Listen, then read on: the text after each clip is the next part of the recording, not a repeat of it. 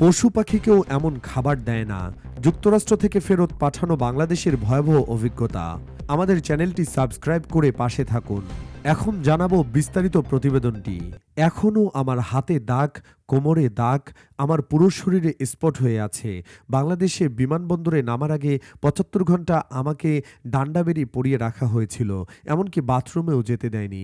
BBC বাংলাকে এভাবেই নিজের ভয়াবহ অভিজ্ঞতার কথা বর্ণনা দিচ্ছিলেন সম্প্রতি যুক্তরাষ্ট্র থেকে ফেরত পাঠানো বাংলাদেশি নাগরিক ফয়সাল আহমদ। নাম প্রকাশে অনিচ্ছুক থাকায় ছদ্মনাম ব্যবহার করা হয়েছে। মিস্টার আহমদ জানান, ৫ বছর আগে ভিজিট ভিসায় বলিভিয়ায় গিয়ে আর দেশে ফেরেননি তিনি। সেখান থেকে দালালের মাধ্যমে প্রায় ৬ মাসের চেষ্টায় পেরু, ইকুয়েডর, মেক্সিকো হয়ে বৈধ কাগজপত্র ছাড়াই ঢোকেন যুক্তরাষ্ট্রে। পরিচিত জনদের বাসায় আশ্রয় নিয়ে তখন থেকেই বৈধ হওয়ার চেষ্টা করতে থাকেন।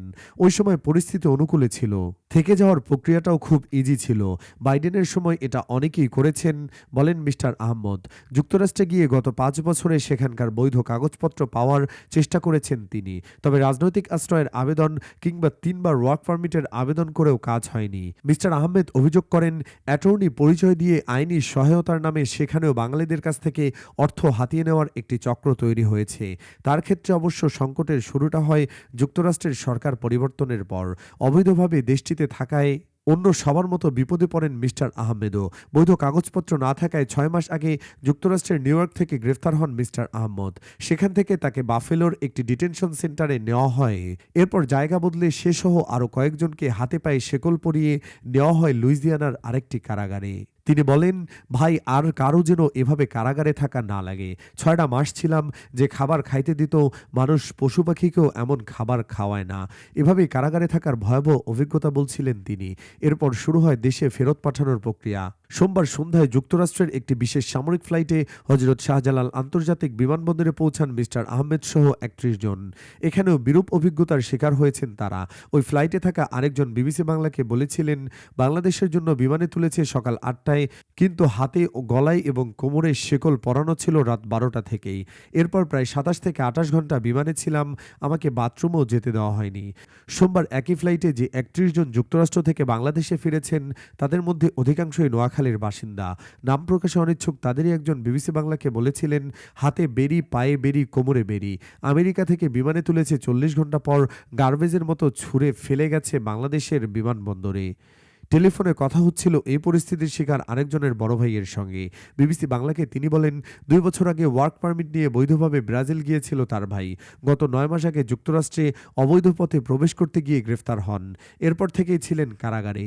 কান্নাজড়িত কণ্ঠে তিনি বলছিলেন, ভাইয়ের জন্য জমি বিক্রি করে টাকার ব্যবস্থা করেছিলাম, প্রায় ৩৫ লাখ টাকা খরচ হয়েছে। এখন আমাগো কি হইব। ব্র্যাক মাইগ্রেশন সেন্টারের তথ্য অনুযায়ী যুক্তরাষ্ট্র থেকে গত ৭ মাসে এভাবে ফেরত পাঠানো হয়েছে ২৫০-র বেশি বাংলাদেশিকে, যারা নানাভাবে দেশটিতে ঢুকে বৈধ কাগজপত্র ছাড়াই সেখানে থেকে গিয়েছিলেন। ফেরত আসা ওই কর্মীদের মধ্যে অধিকাংশই নোয়াখালীর। এছাড়া সিলেট, ফেনী, শরীয়তপুর, কুমিল্লা সহ বিভিন্ন জেলার ব্যক্তিও রয়েছেন।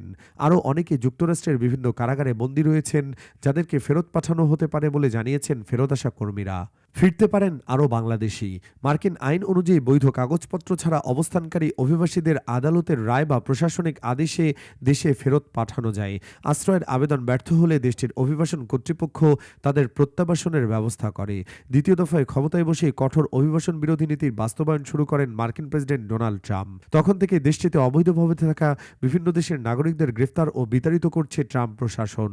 সম্প্রতি ফেরত আসা মিস্টার আহমদ বিবিসি বাংলাকে জানান, যুক্তরাষ্ট্রের কারাগারে দেশটিতে অবৈধভাবে থাকার অভিযোগে গ্রেফতার আরও অনেক বাংলাদেশিকে দেখেছেন তিনি। তবে এসব বন্দীকে ফেরত পাঠানোর সময় তাদের সঙ্গে যে আচরণ করা হচ্ছে সেটি নিয়ে প্রশ্ন তুলেছেন অনেকেই। এমনকি এই প্রক্রিয়া নিয়ে প্রতিবাদও জানিয়েছে কয়েকটি দেশ। ব্র্যাক মাইগ্রেশন ও ইউথ প্ল্যাটফর্মের সহযোগী পরিচালক শরীফুল হাসান বলেছেন, ডোনাল্ড ট্রাম্প দ্বিতীয় মেয়াদে মার্কিন প্রেসিডেন্ট হওয়ার পর অবৈধ অভিবাসীদের ফেরত পাঠানোর অভিযান আরও জোরদার করা হয়েছে। এর ধারাবাহিকতায় একাধিক দফায় বাংলাদেশি সহ বিভিন্ন দেশের নাগরিকদের ফেরত পাঠানো হচ্ছে। তার মতে, নথিপত্রহীন কাউকে নিয়মতান্ত্রিকভাবে ফেরত পাঠানোটা স্বাভাবিক, কিন্তু ঘন্টার পর ঘন্টা হাতকড়া, পায়ে শেকল পরিয়ে রাখার ঘটনা অমানবিক। বিবিসি বাংলাকে তিনি বলেন, ৫০ থেকে ৬০ ঘন্টা যতক্ষণ তারা ফ্লাইটে ছিলেন, হাতে পায়ে শেকল পরানো অবস্থায়। এমন পরিস্থিতিতে আসলে একজন ব্যক্তির মধ্যে ট্রমা হয়ে থাকে, আতঙ্ক হয়ে থাকে। মিস্টার হাসান বলছেন, সরকারের উচিত যুক্তরাষ্ট্রের সঙ্গে কথা বলে পদক্ষেপ নেওয়া। অবৈধভাবে কেউ থাকলে বন্দি করে ফেরত পাঠানো হোক, কিন্তু মানবিক দিকও বিবেচনায় রাখা উচিত। ব্র্যাকের দেওয়া তথ্য অনুযায়ী চলতি বছরের 28শে নভেম্বরের একটি চার্টার্ড ফ্লাইটে 39 জনকে ফেরত পাঠানো হয়। এর আগে 8ই জুন ফেরানো হয় 42 বাংলাদেশিকে। এছাড়া এ বছরের 6 মার্চ থেকে 21শে এপ্রিল পর্যন্ত একাধিক ফ্লাইটে আরও অন্তত 34 জন বাংলাদেশিকে ফেরত পাঠানো হয়েছিল। 2024 সালের শুরু থেকে চলতি বছরের ডিসেম্বর পর্যন্ত যুক্তরাষ্ট্র থেকে ফেরত পাঠানো বাংলাদেশির সংখ্যা 250 ছাড়িয়েছে। বৈধ ভিসায় গিয়েও অবৈধভাবে যুক্তরাষ্ট্রে, বাংলাদেশ থেকে বৈধভাবে কাজের অনুমতি নিয়ে এক দেশে যাওয়ার পর সেখান থেকে অবৈধভাবে অন্য দেশে যাওয়ার চেষ্টা করেছেন অনেকে। অতীতেও এমন প্রবণতা দেশের শ্রম বাজার বন্ধের অন্যতম কারণ হয়েছে বলে মনে করেন অভিবাসন বিশেষজ্ঞরা। সম্প্রতি যুক্তরাষ্ট্র থেকে যাদেরকে বাংলাদেশে ফেরত পাঠানো হয়েছে তাদের মধ্যে অনেকে বৈধ কাজের পারমিট নিয়ে যুক্তরাষ্ট্রে পাড়ি জমিয়েছিলেন। ব্র্যাক মাইগ্রেশন সেন্টারের তথ্য অনুযায়ী যুক্তরাষ্ট্র থেকে সবশেষ দেশে ফেরত আসা 31 জনের মধ্যে অন্তত 7 জন জনশক্তি কর্মসংস্থান ও প্রশিক্ষণ ব্যুরোর ছাড়পত্র নিয়ে ব্রাজিল গিয়েছিলেন। এরপর সেখান থেকে মেক্সিকো হয়ে অবৈধভাবে যুক্তরাষ্ট্রে প্রবেশ করেন। এই প্রবণতা দেশের শ্রমশক্তি রপ্তানির জন্য ভালো খবর নয় বলেই মনে করেন বিশেষজ্ঞরা।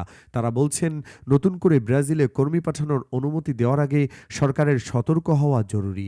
ব্র্যাক মাইগ্রেশন ও ইউথ প্ল্যাটফর্ম এর সহযোগী পরিচালক শরীফুল হাসান বলছেন, ব্রাজিলে কাজের নামে যাদেরকে পাঠানো হচ্ছে তাদের অধিকাংশই ব্রাজিল থেকে মেক্সিকো হয়ে অবৈধভাবে যুক্তরাষ্ট্রে ঢোকার চেষ্টা করছেন। এজন্য এক একজনকে 30 থেকে 35 লাখ টাকা পর্যন্ত খরচ করতে হচ্ছে, কিন্তু ফিরছেন শূন্য হাতে। এক্ষেত্রে কর্মী পাঠানোর পরও তাদের বিষয়ে খোঁজখবর নেওয়ার কথা বলছেন বিশেষজ্ঞরা। এতক্ষণ আমাদের সাথে থাকার জন্য ধন্যবাদ।